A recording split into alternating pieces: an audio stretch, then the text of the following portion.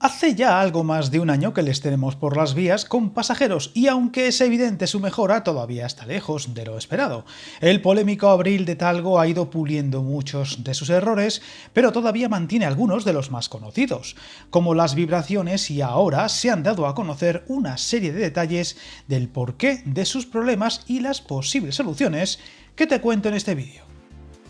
Ante todo, el Abril de Talgo sigue siendo un tren que padece fuertes ruidos y vibraciones, similares a los que tanto dieron que hablar en su estreno y semanas posteriores. Días complicados donde este modelo de tren de alta velocidad registró múltiples incidencias, unas deficiencias que ahora se sabe ha obligado en no pocas ocasiones a reducir la velocidad en determinados momentos para poder circular con normalidad, según aseguran los maquinistas, que denuncian que llevan meses esperando a que Adif autorice la realización de unas pruebas dinámicas para probar una serie de posibles mejoras destinadas a resolver estos problemas. De hecho, desde el sindicato SEMAF aseguran que al poco de empezar a detectarse las anomalías en el S106, se constituyó un grupo de trabajo junto con la Dirección Técnica de Material de Renfe para monitorizar el funcionamiento del tren, recopilar y analizar los fallos y proponer soluciones de mejora y volver a evaluar su implementación. Unos fallos que fueron especialmente importantes en el software, que provocó muchas de las incidencias en retrasos que dieron tanto que hablar en su día y que, a pesar de las largas pruebas realizadas hasta su puesta en servicio, no se corrigieron a tiempo, aunque se han ido solucionando en su mayoría con el paso de las semanas y meses. Pero el principal problema que sigue arrastrando el Abril es el de las fuertes vibraciones y ruidos, en muchos casos virales, y que afecta directamente a la marcha del tren, al confort de los pasajeros, maquinistas y tripulación, e influye también en el funcionamiento de varios elementos del vehículo,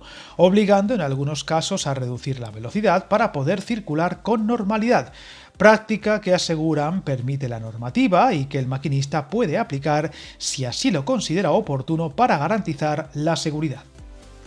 Viajar en tren nunca fue tan fácil. En trenes.com encuentra y reserva tus billetes de Renfe, Wigo, Irio y muchos otros países europeos. Vive experiencias únicas a bordo y recuerda, si vas sobre raíles, está en trenes.com.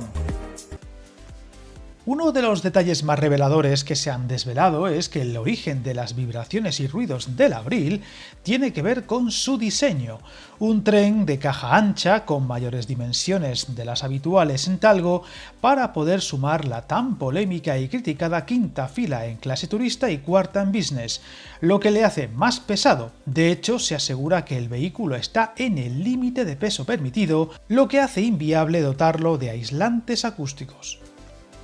Con estos detalles, el grupo de trabajo ha propuesto modificaciones en la disposición de la suspensión y en la rigidez de los llamados silent blocks, lo que, según sus cálculos, podría reducir notablemente las vibraciones y el ruido, mejorando el comportamiento del tren. Pero para poder comprobar la eficacia real de estas medidas es necesario realizar pruebas dinámicas e ir ajustando los elementos de rodadura hasta encontrar la configuración óptima, para lo que es necesaria la autorización de Adif. Sin embargo, se llevan 8 meses esperando un permiso que el administrador de la infraestructura no concede, aludiendo a cuestiones burocráticas según el sindicato. Algo cuando menos sorprendente teniendo en cuenta la mala imagen que eso supone a nuestra alta velocidad, a la propia Talgo y Renfe y, por supuesto, a la molestia que esto ocasiona a los viajeros que usan el tren.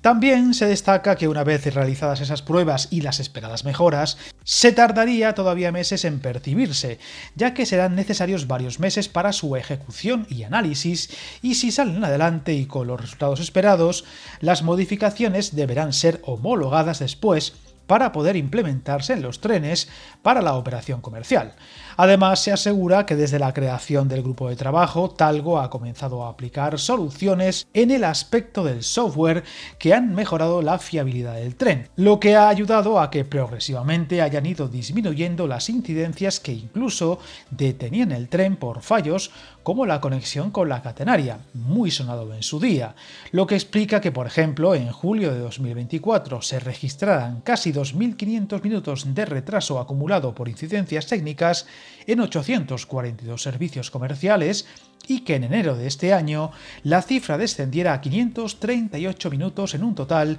de 1.113 servicios, por lo que esperemos que poco a poco la sensatez se imponga y se logre solucionar uno de los lunares más importantes en nuestros servicios de alta velocidad, que aún colea y que sigue dejando en mal lugar a todas las instancias, desde Adif o Renfe hasta la propia Talgo, y todo en mitad de una eternizada operación de cambio de manos que incluye la calificación de empresa estratégica por el Estado y que chocan con lo contado en este vídeo. Seguiremos pendientes de este modelo que levanta pasiones en contra, pero también a favor. Suscríbete al canal y recuerda, hasta el camino más largo se inicia con un primer paso.